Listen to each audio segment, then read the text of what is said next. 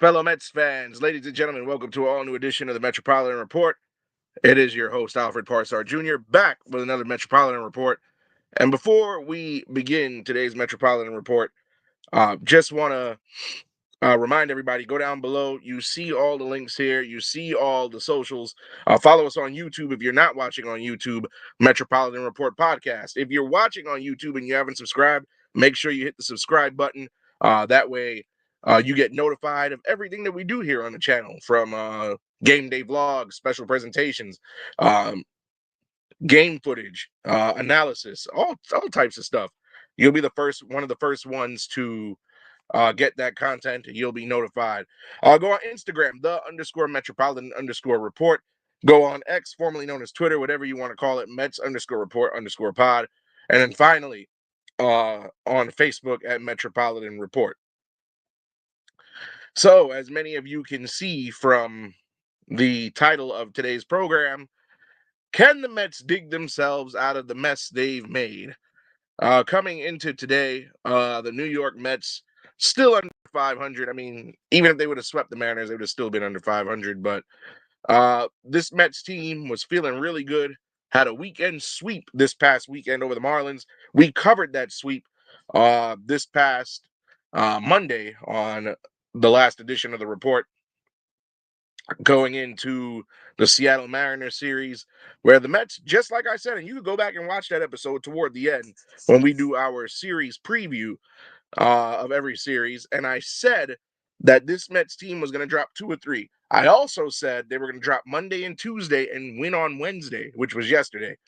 Couple of things we're going to talk about, what we liked, what we didn't like with this Mets ball club. But currently, the Mets 8 games below 500, sitting at 27-35 in the National League East. 15 games out of first place. I'm not even focused on can they catch the Braves. I heavily doubt they'll catch the Braves.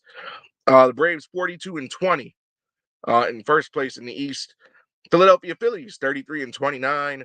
Nationals 31-32. The Marlins overtook the Mets in the record column again, 29-34. And then the Mets, a lowly 8 games under 500. However, all hope is not lost, because if you look at the National League in the wild card,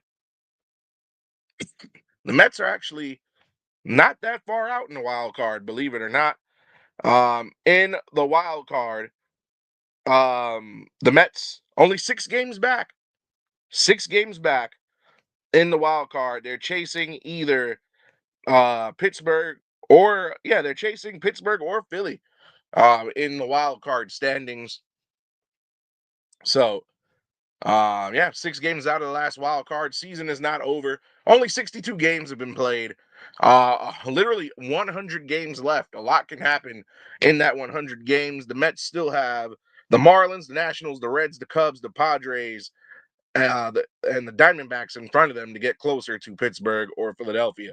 So a lot of moving parts here, what could happen. But let's go over the series really quickly. This Mets team went to Seattle, and as I predicted, dropped a clunker. And, I'm not even surprised. The game actually on Monday was a bit closer than anybody could have hoped. Jared Young with a home run started things off. The Mets lose that game in extras by a final score of 3-2. Could not get the Manfred man, which is the ghost runner on second base, to start the 10th inning. Could not get that man home. And anytime that you play an extra inning game and can't get the lead runner, the ghost runner, the Manfred runner home, then you're never ever uh going to win. Like, if you end the top, if you're the away team and you end the top frame in extra innings without bringing a run in, there's a very high and likely chance you're not winning the game, because then the home side at the bottom of the inning only needs a run. So, but tight pitching in that game. The Mets went with a bullpen game, and we'll get to bullpen games in a second. But Austin Warren was the opener. He pitched 1 scoreless inning. Sean Manaea gave up 1 run on 1 hit in 5 innings, surprisingly. Brooks Raley, 1 run on 2 hits and 2/3. Luke Weaver, 1 1/3. Devin Williams 1 inning, and A.J. Minter took the loss. He only got a third of an inning before the game was decided. So actually not a bad game, all things considered, just the Mets just couldn't score, which has been the ho-hum story of the Mets season so far this season. Some games, like in that Marlins series, they come out with the bats on fire. And then some games like that Monday game, they just don't know what to do. So yeah, then we get to Tuesday's game where the pitching just imploded. Mets offense couldn't keep up. Final score 8-3. And 2 games in a row, back-to-back bullpen games from the New York Mets. Huascar Brazaban was the opener, 1 2/3 innings, 2 runs on 3 hits. Jonah Tong got obliterated, 4 runs of 5 hits and 3 1/3. CNL Perez, who was a waiver wire pickup earlier this week, the former Houston Astros closer, 1 earned run on 2 hits and 2 innings. A.J. Minter finished the game 1 inning of scoreless ball. That game was just bad. I mean, Carson Bench had a multi-home run game. Those were his 2 hits in the game. Of course, Juan Soto is going to get a hit. No doubt about it. Brett Beatty and A.J. Ewing, and that was it for the entire club. 3 runs on 4 hits in that game.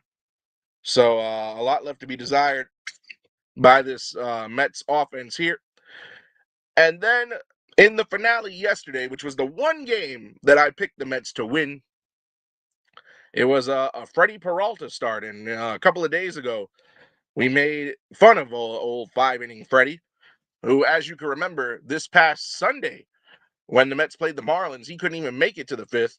But I guess Freddie Peralta heard me loud and clear, and he heard the criticisms because Freddie Peralta had 6 innings of 1-run baseball pitched yesterday. Brooks Raley scoreless out of the pen 1 inning.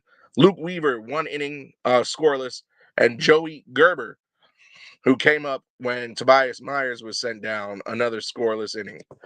So, like I said, I called it correctly. Mariners took 2 of 3 from the Mets. And yeah, I can't say I'm surprised with the end result because I called it. You know, I am a baseball personality. I know these things. But let's talk about what didn't work in this series. So, I have never been a fan of bullpen games in baseball. Now, call me old hickory, call me a traditionalist, call me old school, or simply not caught up with the times. Whatever you want to do. But bullpen games are some of the most idiotic ideas I've ever seen and heard of. You get 5 starters in a rotation. You get 5 starters in the rotation. And you have about, what, 6, 7, 8 relievers in the pen, depending on your roster makeup. If you start with a reliever, then God forbid that reliever doesn't get rocked, or God forbid the reliever gets rocked. Now you've got to go in the bullpen way earlier than expected. And in a bullpen game, you're usually going to switch pitchers almost every inning, unless you got a bulk reliever in there like what Sean Manaea was a couple of days ago. Sean Manaea give you 5 innings, or like what David Peterson was Sunday, give you 4 innings. So these bullpen games leave a lot to be desired. They are not smart whatsoever. I just don't understand the logic of bullpen games. The key of a starter is to eat innings to save the bullpen. You ideally want a starter to go 6 to 7 innings. That way you've only got to burn maybe 2 bullpen arms, maybe 3 max.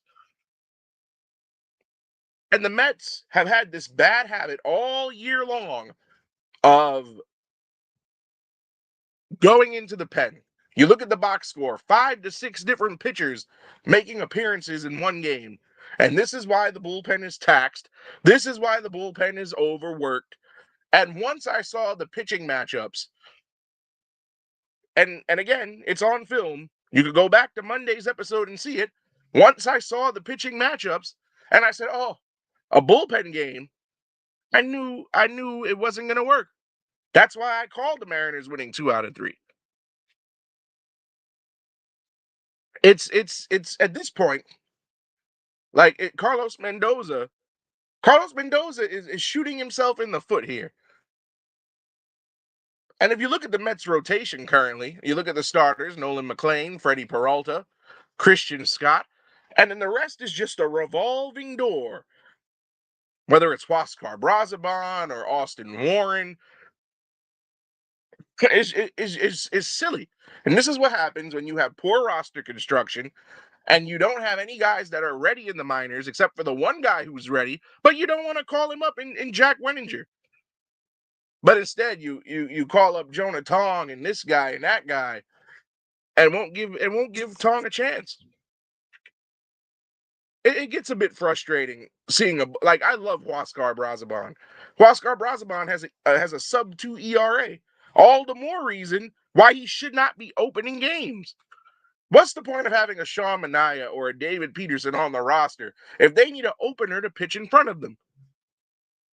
There's no faith in either of them. That's why they need an opener to pitch in front of them. And baseball is part mental. So the reason being that they need an opener in front of them is because, all right, I'm not going to start the game. I'm coming in the third inning. I'm coming in the second inning. No damage has been done. I'm on a clean slate that I didn't create myself.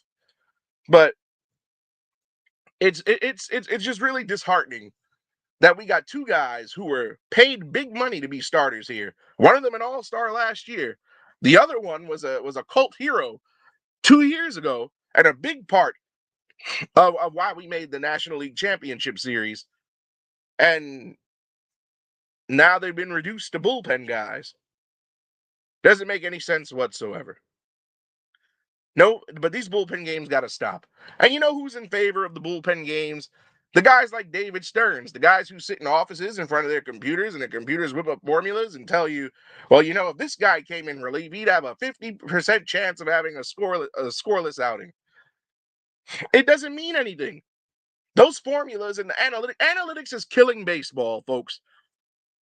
I am the type of guy, and again, call me old school, call me a traditionalist. Can we get back to basing our evaluations of people off of ERAs and strikeouts to walks to innings pitched ratio? And can we go back to batting average and home runs, RBI, OPS, slugging percent?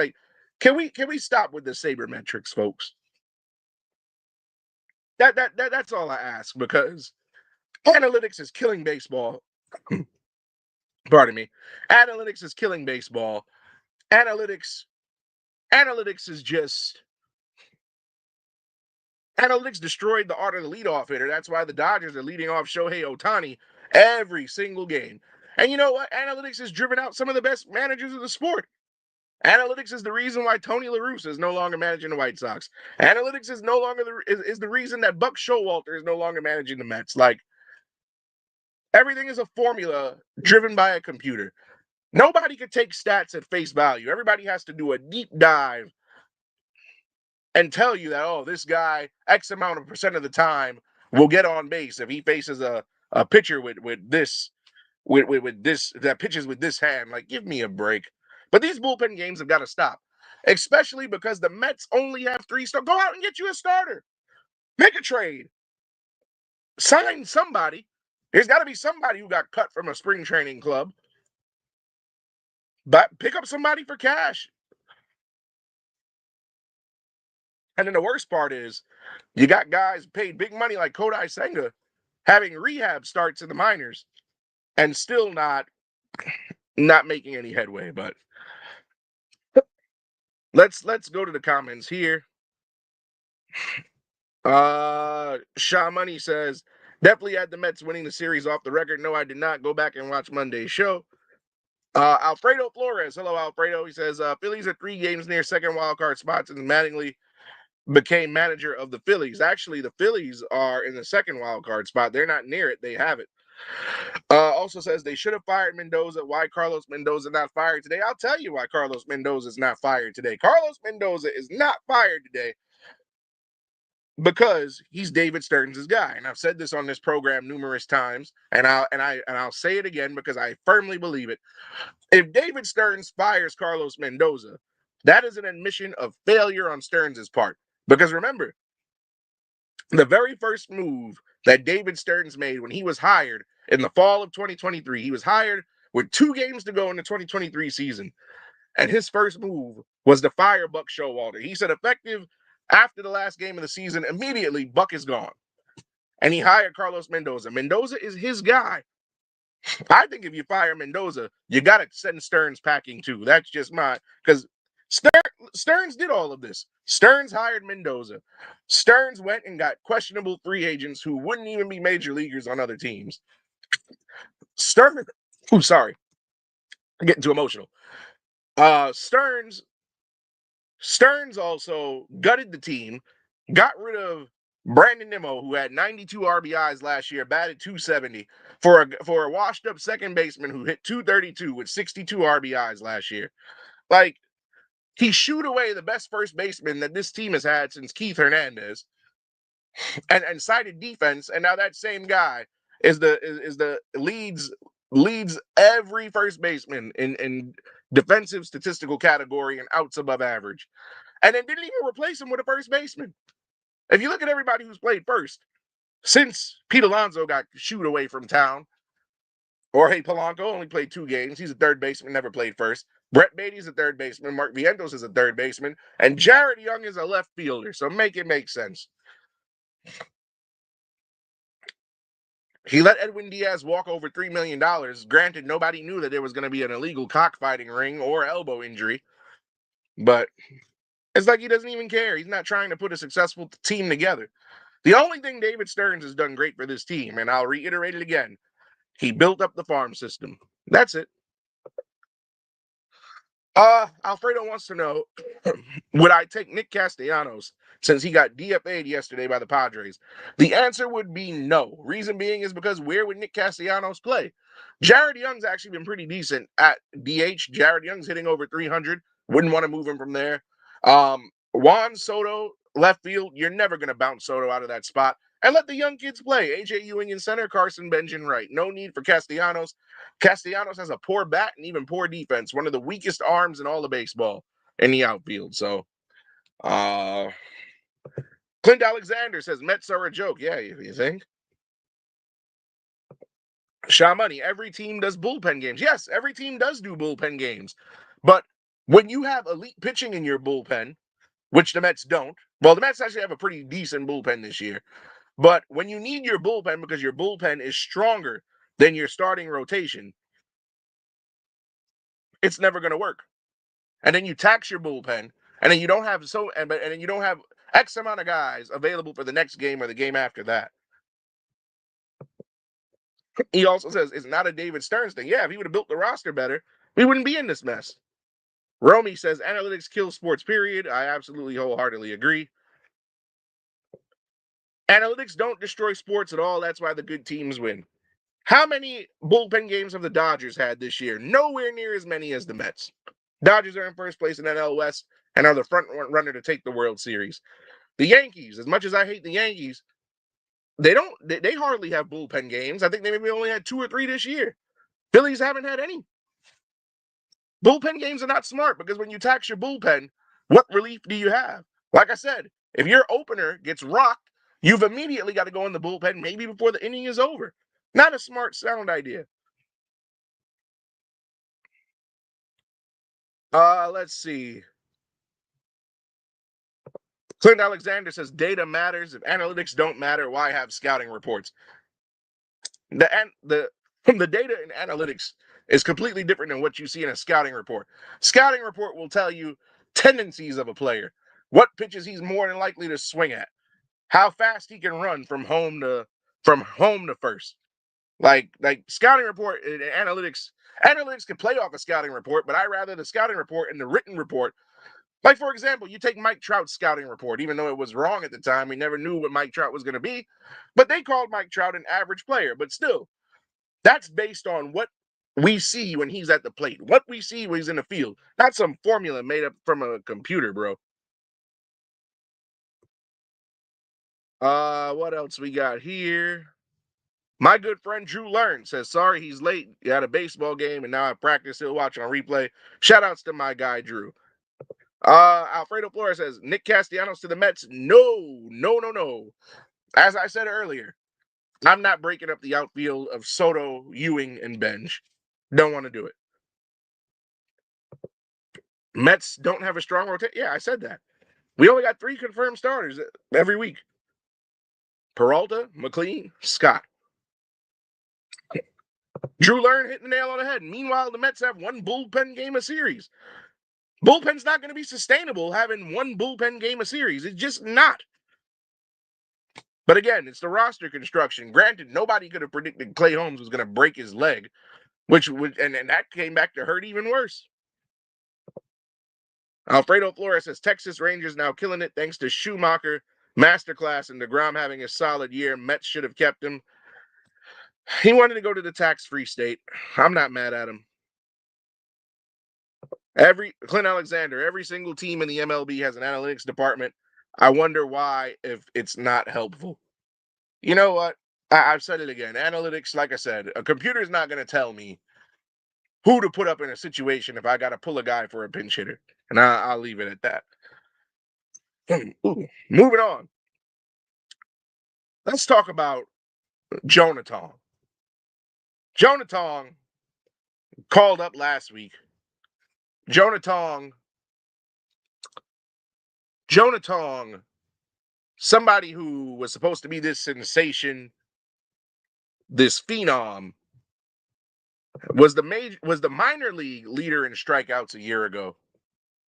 MLB pipeline top prospect. And for whatever reason, he struggled last year.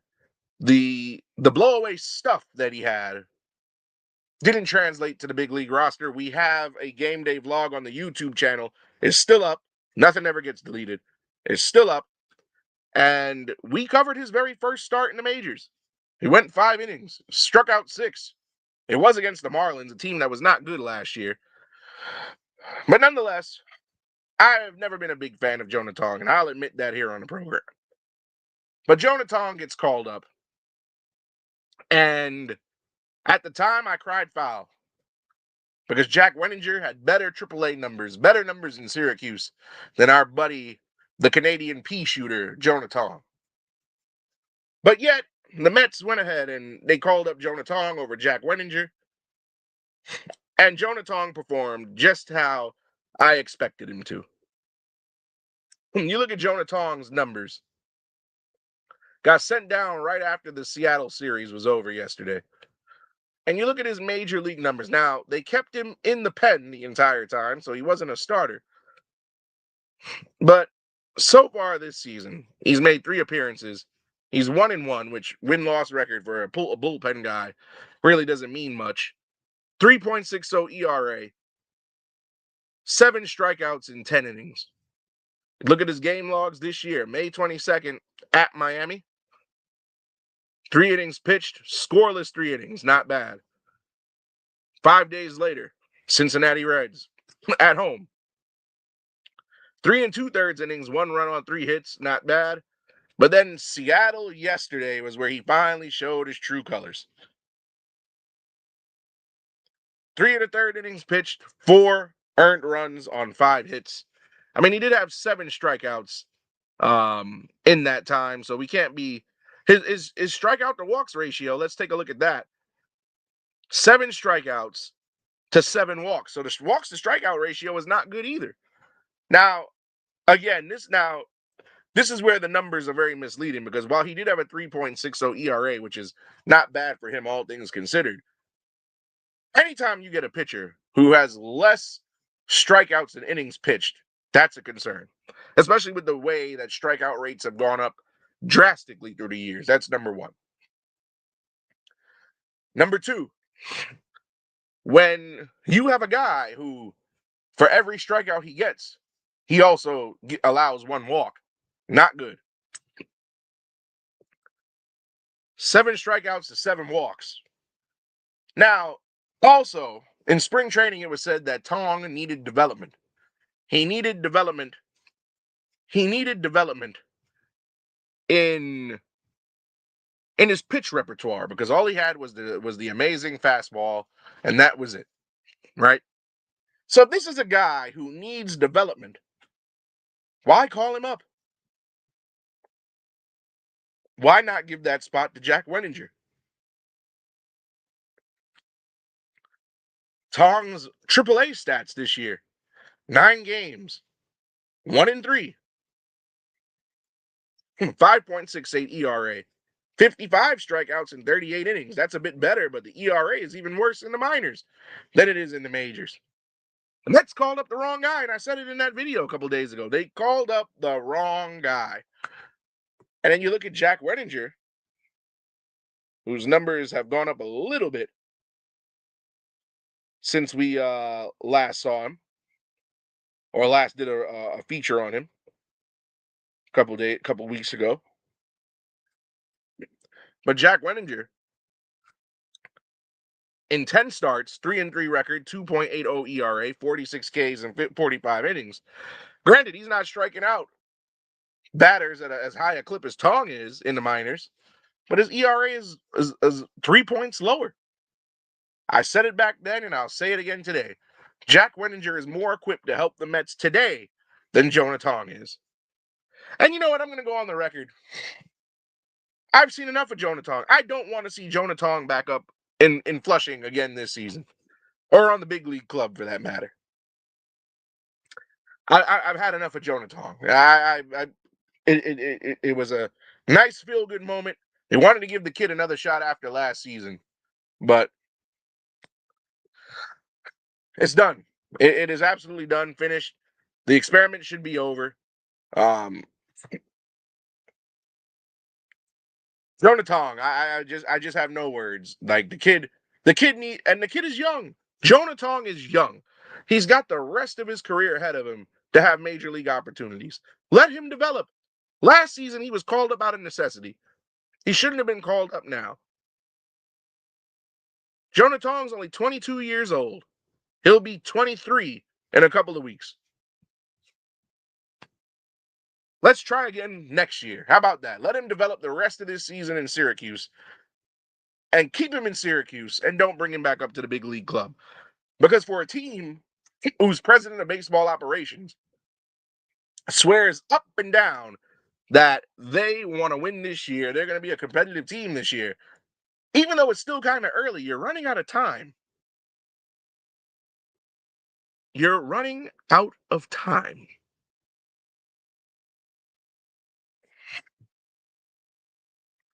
And what are you going to do?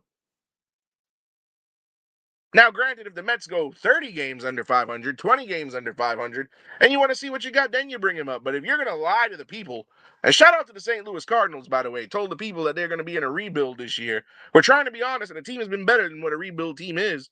They're over 500, battling for wild card.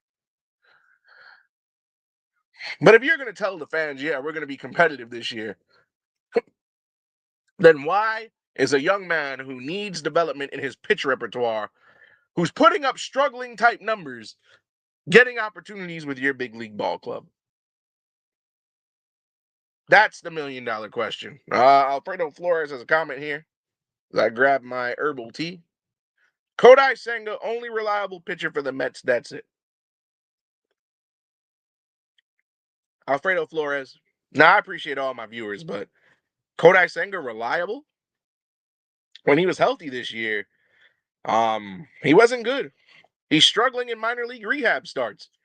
I wouldn't. Maybe he's reliably bad, but I wouldn't call him reliable in a good way.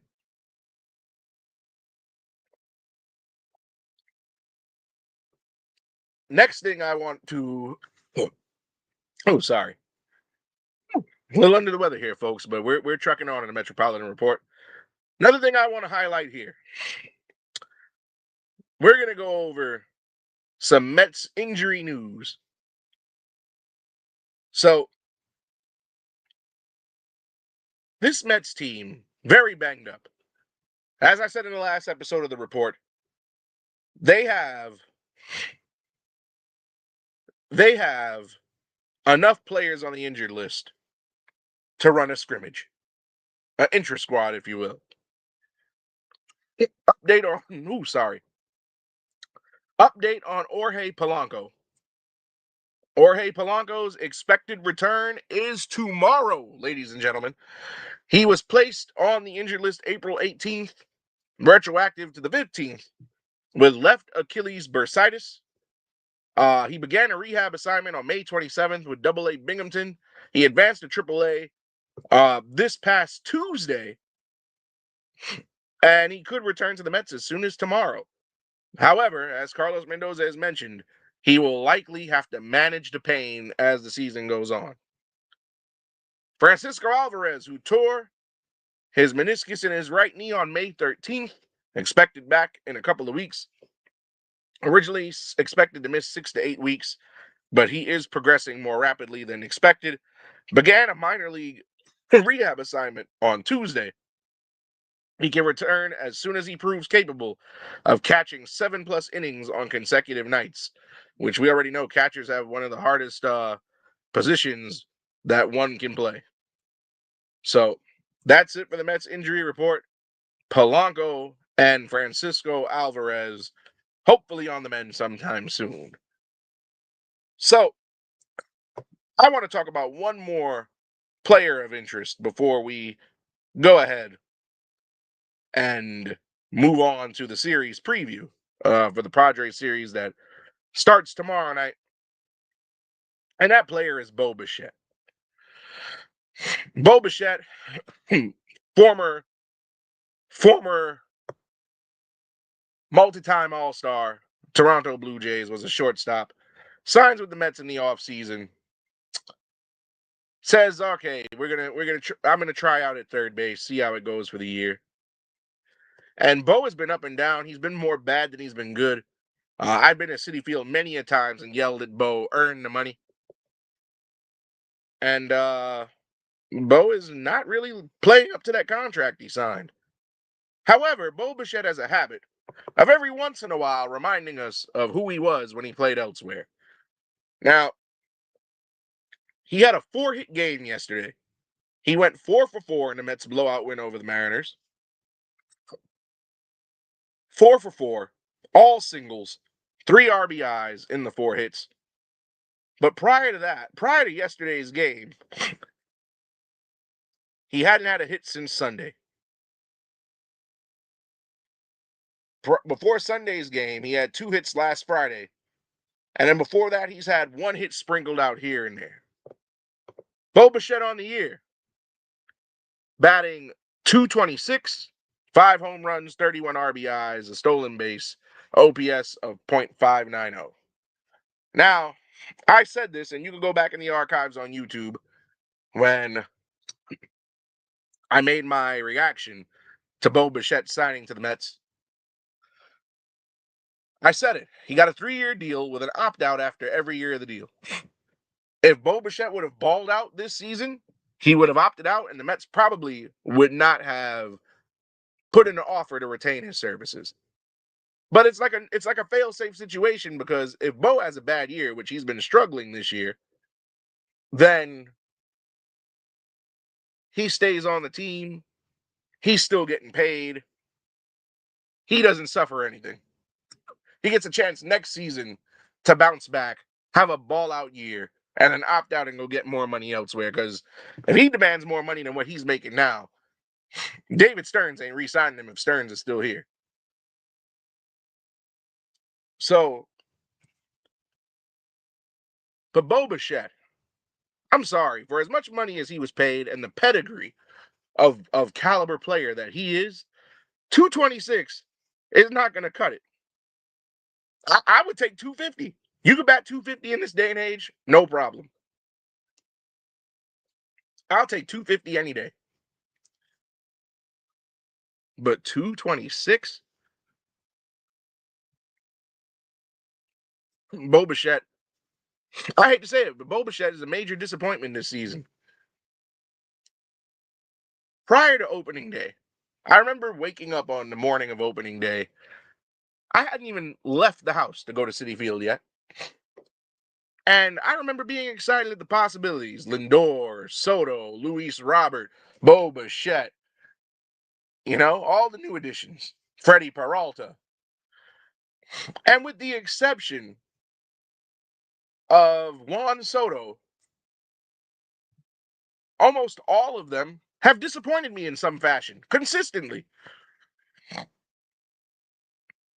Juan Soto, AJ Ewing, and Carson Bench have been the reason to keep going to Citi Field this season. That's it. Nobody, well, Francisco Alvarez had bright spots, but nobody else, because you never know what you're going to get with Mark Vientos. Never know what you're going to get out of Brett Beatty. It's that outfield. They call themselves the psycho outfielders. They have been the reason to keep going to Citi Field, not Bo Bichette. When I see Bo Bichette come up to bat, I roll my eyes because 9 times out of 10, it's going to be an out. And this is their number 2 hitter, folks. The number 2 hitter.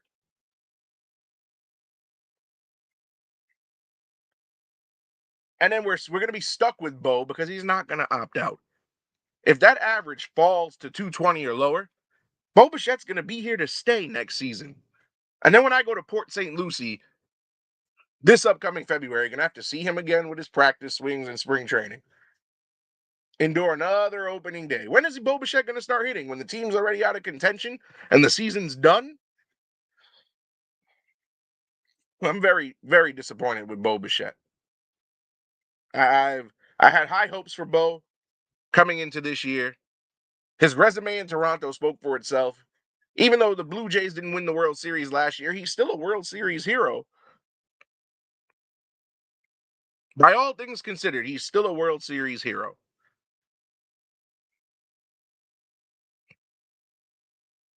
But yet, the guy with all the accolades and fanfare who came to Queens to try to help this team be competitive after the Pobo jackass, David Stearns, Pobo meaning president of baseball operations, after he gutted the team for players who are not performing anywhere near as the players he sold off, brought Bo Bichette here on a big money contract with opt-outs, and Bo knows, all right. Bo knows. Bo knows he ain't play up to that contract. So he's going to stay. And he probably won't live up to the contract this year, so he ain't opting out. He's going to stay. Go to the comments here. Alfredo Flores, Devil Rays having the best record in AL division so far with 1/4 of the payroll. Devil Rays and Brewers, small market teams.